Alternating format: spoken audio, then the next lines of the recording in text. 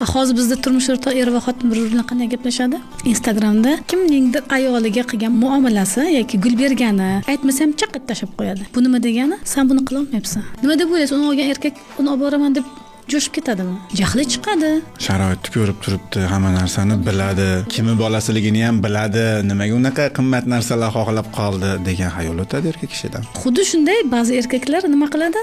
Haligi domlalar, ayollar qanday bo'lishi kerak haqidagi ma'ruzalarni olib turib ayoliga tashab qo'yadi. Va u yerda nima bo'ladi ayol kishi? Hali shuncha qilganim shunday bo'lib qoldimmi deydi. Keyin janjal boshlanadi. Mana boya nima uchun kerak er-xotin alohida gaplashib olish? Ayol kishi xohish istagini albatta siz aytganday turmush o'rtog'ining sharoitidan kelib chiqqan holatda so'rashi, iltimos qilishi lozim deb bilaman. Va mana shu yerda ayniqsa ayollarga notiqlik kerak. So'rashni ham bilish kerak. So'rashning ohangi bor, so'rashning jozibasi bor. So'rashning vaqti bor. Unaqa narsalar o'rgatmang, Lola. So'rashning qarashi bor.